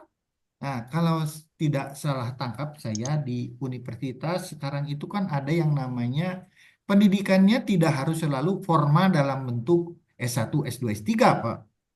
Ada modelnya sekarang yang hybrid itu modelnya mirip seperti kursus, mirip seperti kursus Pak ya. Tapi ada namanya credit earning gitu Pak. Credit earning itu jadi kalau SKS tuh kalau ikutan ini nih kayak pelatihan ini dapat namanya angka kredit. Kalau nanti dia ngumpulkan kredit sudah sampai kredit tertentu, lalu kalau misalnya sudah mumpuni gitu ya, lalu diujikan secara profesional nanti, ternyata ini setara dengan sarjana atau S1, S2 itu bisa Pak. Ide dasarnya tuh yang saya tangkap seperti itu, karena di luar negeri juga sudah begitu Pak. Jadi kalaupun yang sudah ada sekarang ternyata bisa berkembang bagus, tapi kalau tidak gunakan itu media itu yang berikutnya Pak, yang tadi yang hybrid tadi bisa menggunakan modelnya istilahnya earning credit point tadi gitu ya, credit earning tadi bisa dipakai Pak untuk itu. Dan itu bisa untuk meningkatkan kualitas dari sumber dayanya gitu Pak. Kalau Bapak tadi sebut Bapak Jupen, betul saya setuju Pak. Harusnya itu nggak boleh ditutup. Kakak ipar saya itu kan juga termasuk apa orang yang banyak jasa untuk di penerangan ya, termasuk Jupen-Jupen itu, oh beliau juga sangat agresif sekali mengembangkan bagaimana Jupen-Jupen sampai tingkat nasional dulu zaman Pak Harmoko masih ada ya dulu ya zaman Pak Harmoko. Sekarang malah nggak ada, saya sedih juga Pak. Ya itulah tadi kalau mau model seperti itu Pak bisa Ya karena dipakai. saya lihatnya gini, Prof. Saya lihatnya itu tokoh Jupennya itu kan berarti pegawai negeri. Ya, Melibatkan masyarakat, memberikan swasta, semua terlibat di situ. Menjadi satu iya betul, kesatuan yang utuh, itu malah bisa menjadi percepatan pembangunan pertanian di sana. Atau betul. perikanan atau apapun. Saya kira itu kalau misalnya dihidupkan kembali, nggak tahu di mana sekarang adanya ya, kalau misalnya mau dihidupkan kembali. Apakah di Kementerian Kominfo atau di Ya Kementerian mungkin Pertanian? Kominfo ya Pak. Yang dulu tuh kan justru dilebur dari Depen ya dulu mah Di Depen ya. Departemen Sampai Penerangan. ada istilahnya apa ada lomba nasionalnya dulu ya Pak ya. Ada tuh seperti itu kan Depen tuh dulu. Ada namanya tuh Jambore Nasional Ah Penerangan, itu betul betul. Jampen. Betul saya masih ingat tuh Pak. Ya eh, kalaupun sekarang nggak ada situ ya Kominfo lah yang bertanggung jawab untuk itu mestinya gitu ya mengembangkan. Jadi jangan sampai infrastruktur yang sudah ada jadi hilang dan kalaupun mau bentuk lagunya kan duit gitu Pak ya. Sama seperti kereta api Pak. Kalau dulu kan punya jalan kereta api, misalnya kalau dari Bandung ke Soreang itu ada Pak. Kemudian dari Bandung sampai terus ke Pangandaran dulu ada. Sekarang malah mohon maaf jadi ya istilahnya dipakai yang tidak jelas apa ya ada gedung liar segala macam padahal di bawah gedungnya itu kan ada rel juga sekarang mau bikin lagi kan gedungnya harus dirobohkan relnya harus dibikin lagi padahal sebetulnya infrastrukturnya sudah ada jadi kenapa ya harus seperti begitu nah kalau sekarang memang harus juga ditanamkan memang bisa dari Kominfo insya Allah mungkin bisa di Kominfo Pak gitu. Ini Tapi kan saat ada sejalan juga dengan dorongan politik ya Pak. Ini kan ini ujung-ujungnya ke politik gitu kan. Ya, ini Politik kan kan ada sejalan ya. sejalan dengan apa programnya Pak Presiden, Pak. Bisa Swasembada. jadi. Bisa Itu jadi kan apalagi presiden senang HKTI ya Pak ya. ya. Dengan mestinya sih ada punya keberpihakan seperti itu. Insya Allah Pak. Mudah-mudahan sih begitu kita harus berdoa saja mudah-mudahan itu bisa lebih baik Pak ke depannya. Insya Allah Pak. Ya. Baik, Prof, itu aja saya kira, Prof. Terima Siap, kasih. siap. Mengak, mengak. Pak Irfan, makasih, Pak. Baik, baik. Hatur nuhun Pak Bambang. Pak Ada Wahyu, lagi Pak. nih Prof dari Pak Wahyu, Prof. Ya, Pak Pak Wahyu. Wahyu Gumilar. Mangga, Pak Wahyu. Ya, Assalamualaikum, Prof. Roni, Pak Irfan. Waalaikumsalam, Pak Wahyu. Waalaikumsalam. Sehat, Pak Wahyu. Alhamdulillah. Ya, izin Prof, sesuai dengan bahasan mungkin ya, sistem informasi untuk penunjang agroindustri ataupun pertanian ya. Ya. bisa juga dibilang digitalisasi mungkin ya, Prof. Ya, ya, Nah, yang saya lihat mungkin ya di lapangan minimal ada 4 gitu ya, digitalisasi yang bisa diterapkan, diimplementasikan untuk pengembangan industri pertanian atau pertanian sendiri. Yang pertama dalam hal pembiayaan, hmm, kemudian itu juga sudah memanfaatkan digitalisasi, kemudian di sisi hulunya tadi mungkin ya IoT berupa sensor-sensor, kemudian juga sistem vertigasi, ya, kemudian di sisi hilirnya ada apa namanya untuk eh, pemasarannya mungkin ya. Tadi hmm, juga sudah dibahas oleh Pak siapa yang pertama untuk pemasaran. Nah, ini untuk pemasaran hasil pertanian. Nah, sekarang kan banyak startup pemasaran hasil pertanian ini rata-rata berguguran gitu ya. hmm, Prof, kalau saya lihat di lapangan, kalau boleh sebut apa namanya merek gitu ya, ya, ada Segari, Eden Farm, kemudian Tanihub, dan lain sebagainya, sayur ya, box. Nah, ini rata-rata mulai berguguran gitu ya, ya. Prof. Roni atau Pak Irfan. Nah, itu kira-kira apa sih? Apakah memang dari masyarakat kita belum siap, ataukah ada model bisnisnya yang perlu di ini mungkin ya, Iya. Prof. Seperti itu mungkin Ya, sementara. betul, betul, Ya. betul, Pak Wahyu, sangat betul. Jadi, kalau saya sih melihat ini model bisnisnya ya, Pak ya, model bisnisnya yang saya perbaikan. Karena kalau tidak merubah model bisnisnya, ada apa problem di dalamnya? Sebetulnya, kenapa masyarakat lebih senang yang sudah ada sekarang bisnis lewat e-commerce lah, contoh yang paling gampang nih, Pak Wahyu ya. Mereka kan lebih, ya istilahnya.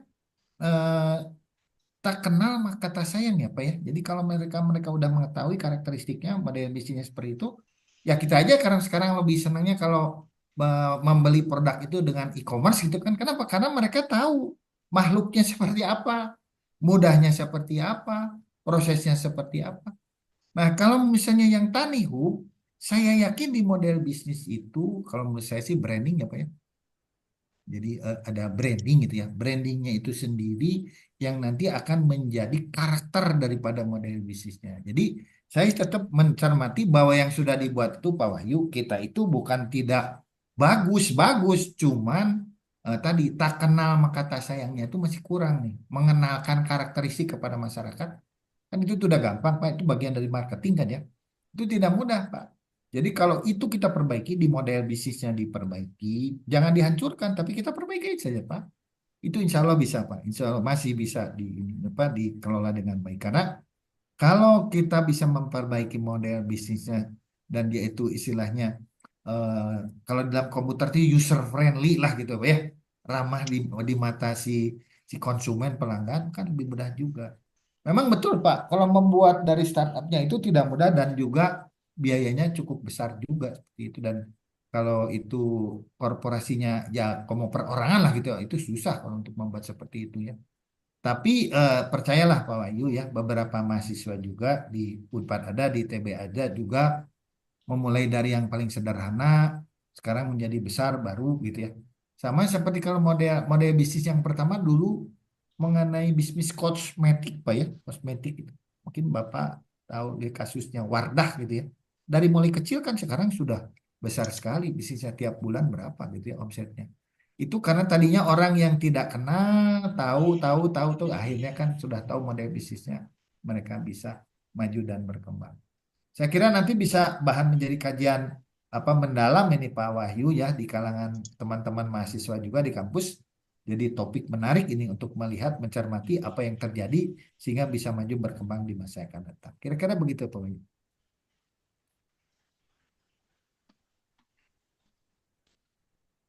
Baik, terima kasih. Mungkin saya juga ada komentar untuk Pak Wahyu tadi mengenai ya salah satu masalah dari startup pertanian itu kan yang saya lihat itu adalah rantai pasok ya Pak.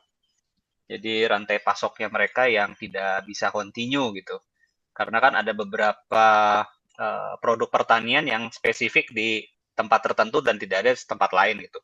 Sedangkan kalau kita membuat sebuah aplikasi yang global yang bisa mencakup seluruh Indonesia, masalahnya adalah satu gitu. Bagaimana transportasi dan logistiknya ini untuk pengiriman. Misalnya kita mau memesan tomat gitu. Bagaimana sebuah tanaman tomat itu bisa dikirimkan misalnya dari Bandung ke Jawa Timur, misalnya ke Surabaya gitu, dengan tidak rusak.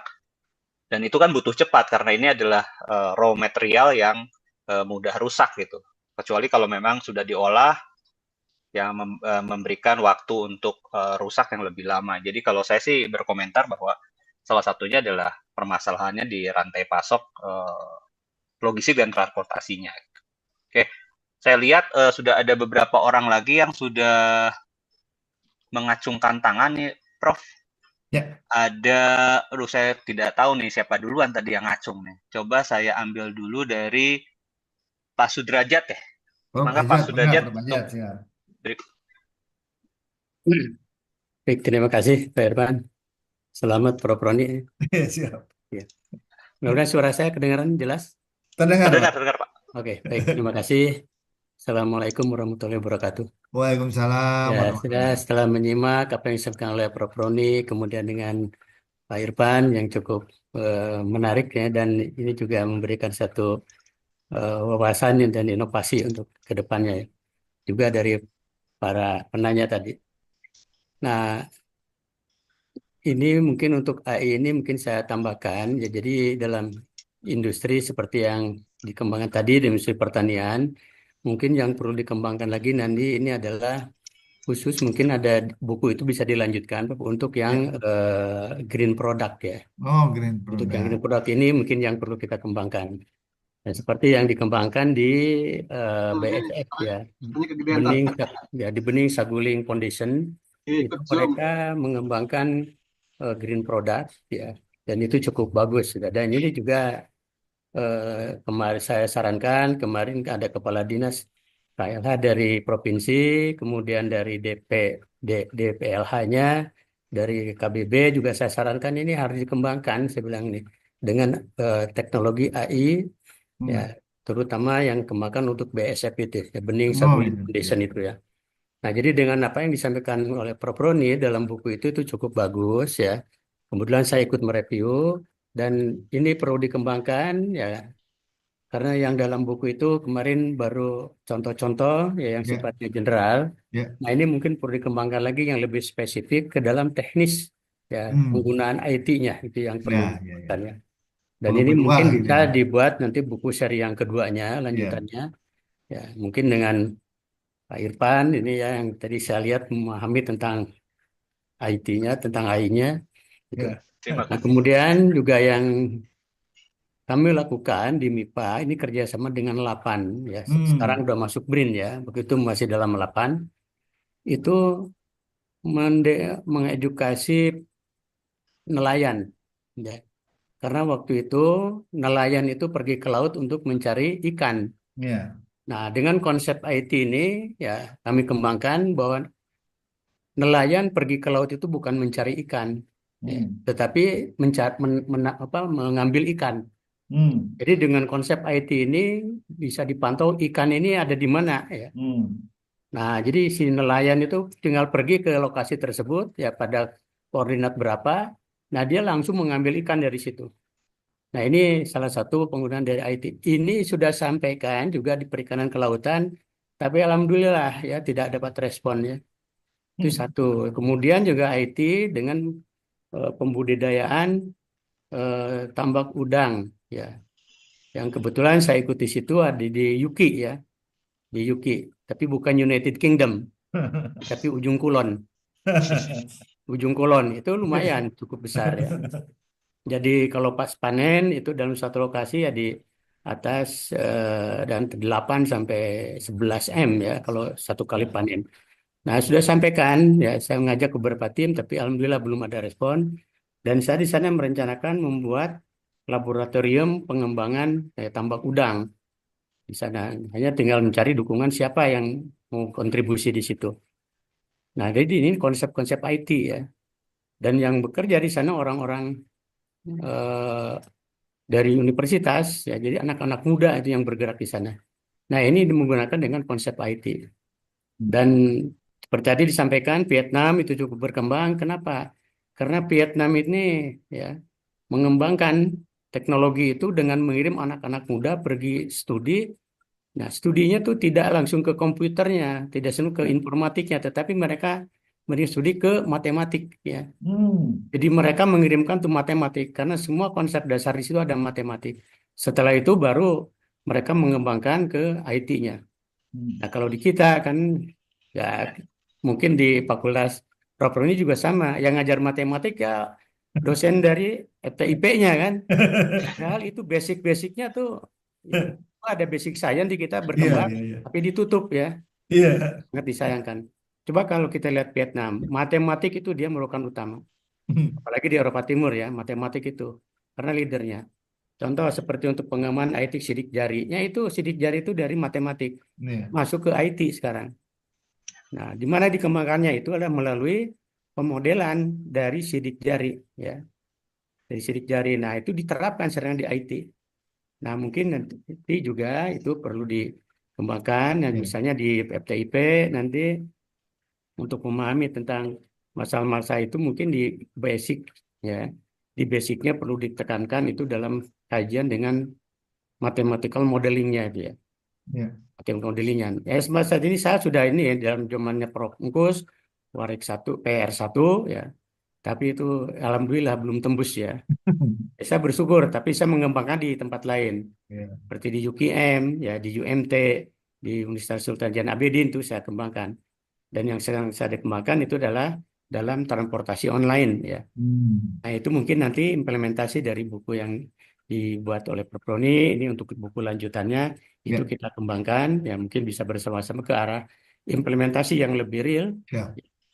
yang lebih real tentang implementasi IT di dalam teknologi industri pertanian ya. Ya. Mungkin yang lebih fokuskan mungkin saya sarankan ini ke green product ya. Ya. Green product ya. Nah, kita jangan kalah oleh Adidas ya, Nike itu sudah green product gitu ya. Nah, di kita sendiri industri pertanian di mana ya? Di orang pertanian nggak ada teknik pertanian belum marah ke sana saya lihat ya. Nah, tapi saya sudah mengkaji ke situ orang matematik Ya. ya. Nah, itu mungkin kita perlu ada kerjasama ya. Dan memang di kita tuh agak sulit ya karena semua orang seolah-olah bisa ya. Ya. Misalnya kimia bahan alam di kimia, di MIPA, kedokteran juga sama mengkaji itu, farmasi mengkaji itu.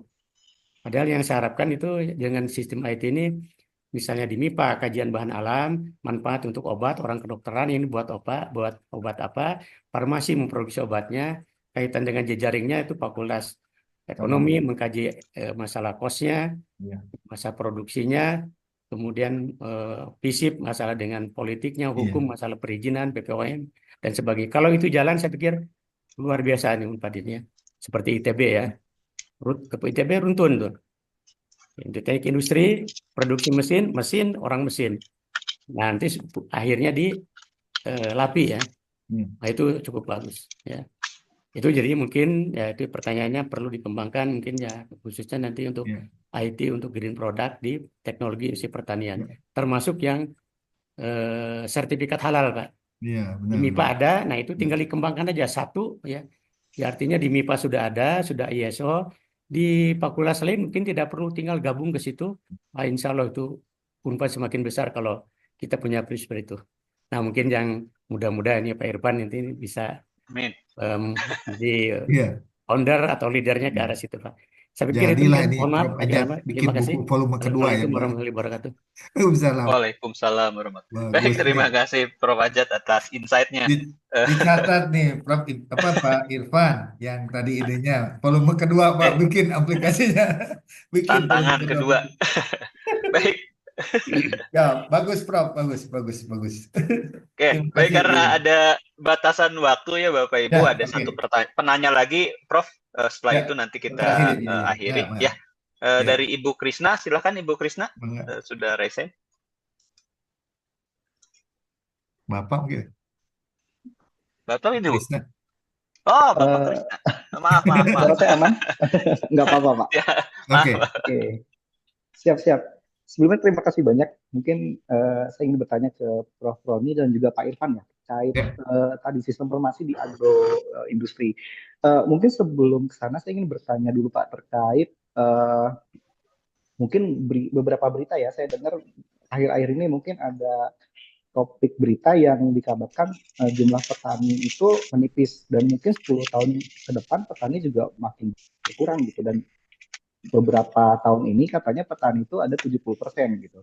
Ya. Dan usianya 70% itu usianya udah lanjut usia 20, gitu. ya. Nah, menurut Prof. Roni kira-kira dari si sistem informasi ini apakah akan bisa untuk membantu mungkin menyuplai itu ya. Jadi menyuplai kekurangan tenaga mungkin ya kalau bisa disebut kayak gitu. Apakah bisa menyuplai kekurangan tenaga tersebut atau mungkin perlu ada nih program regenerasi lagi kayak kemarin kan seingat saya Jawa Barat itu Provinsi Jawa Barat itu mengadakan regenerasi petani ya Pak.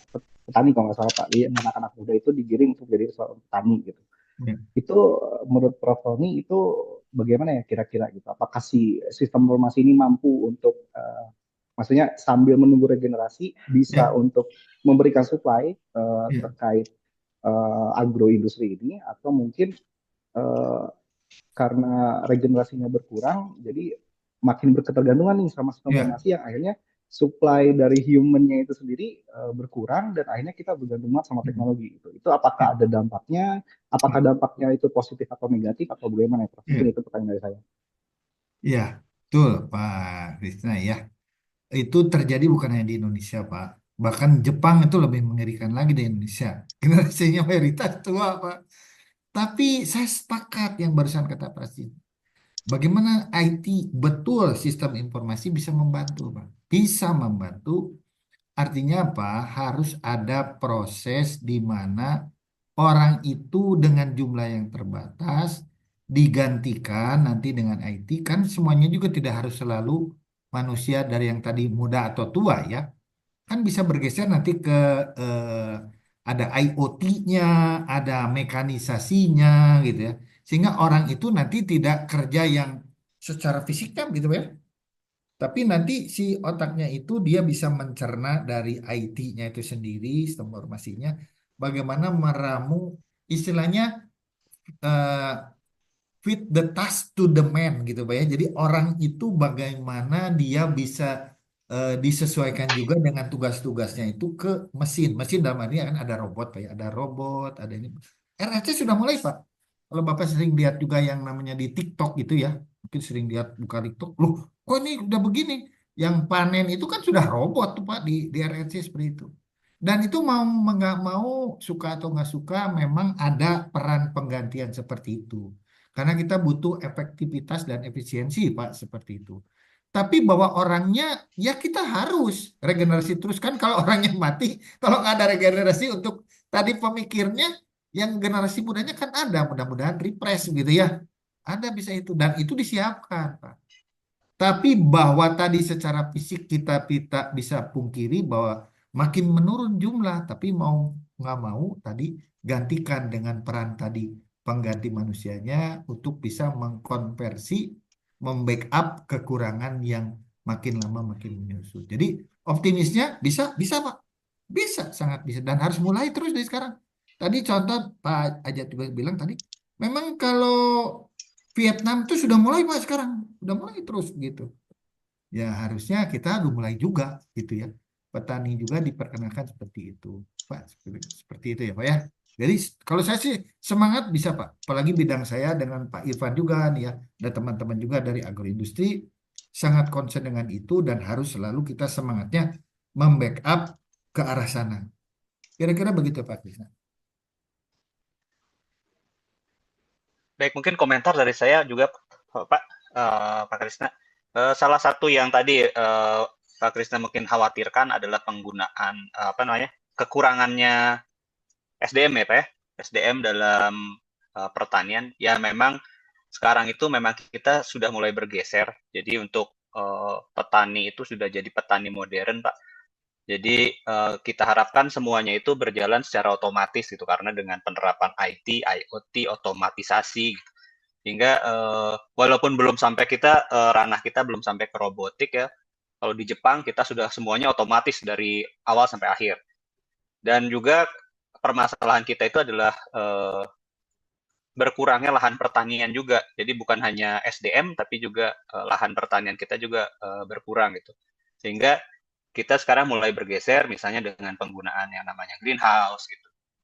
Kemudian ada lagi yang namanya urban farming, sehingga itu juga diharapkan bisa membantu proses perkembangan ekonomi dan juga pertanian gitu. Jadi tidak lagi kita bergantung pada, kalau pertanian itu harus lahannya itu sangat luas, 1 hektar, 2 hektar, tidak lagi, tapi juga bisa kita gunakan dengan 100 meter persegi, itu kita bisa buat dengan bentuk yang bertingkat gitu. Sehingga tanaman yang seharusnya hanya bisa hidup di bulan musim kemarau saja, dengan adanya greenhouse dia bisa sustain untuk 1 tahun gitu, karena di musim hujan pun dia bisa kita kelola karena menggunakan greenhouse. Jadi ada kalanya juga, ya ini permasalahan, memang permasalahan global ya, semua orang di seluruh dunia sekarang kayaknya sudah tidak mau jadi petani gitu.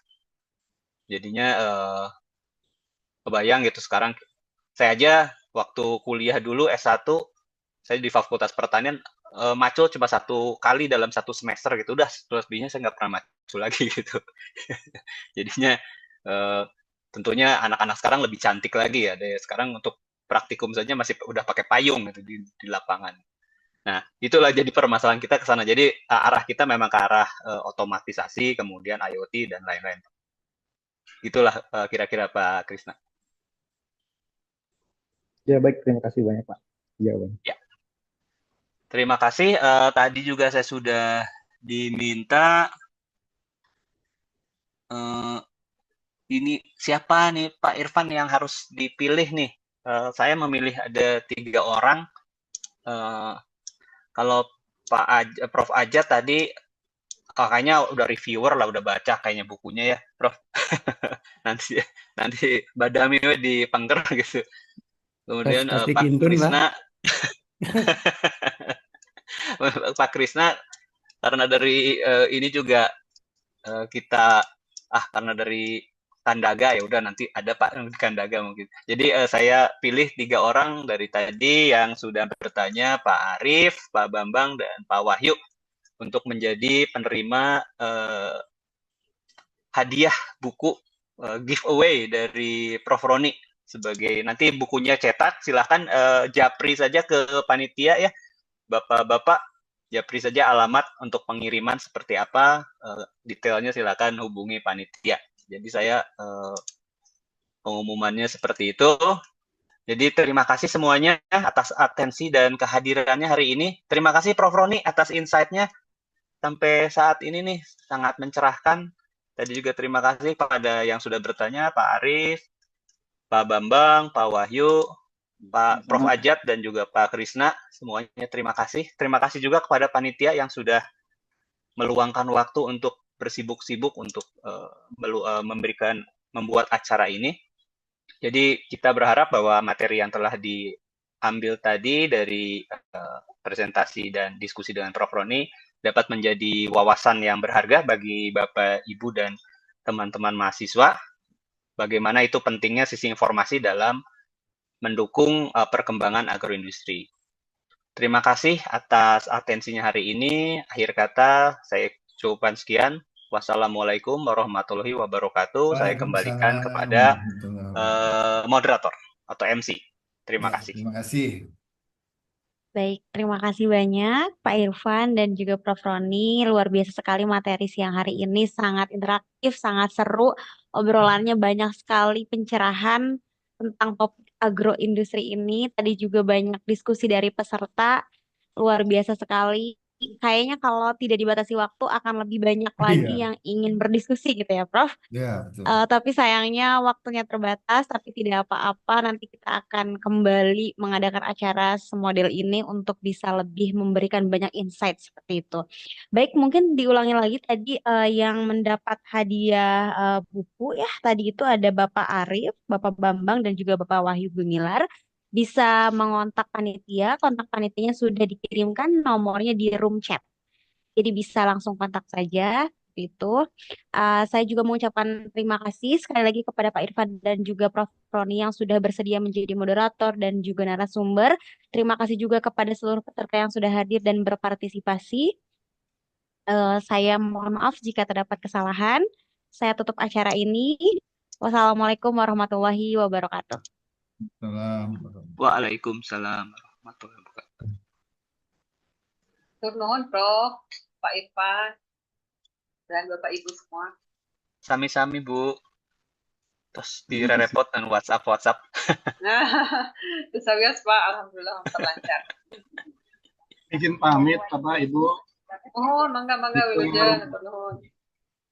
Atau di susu bisa dikasih kopi, bakso, atau cilok, semua enak.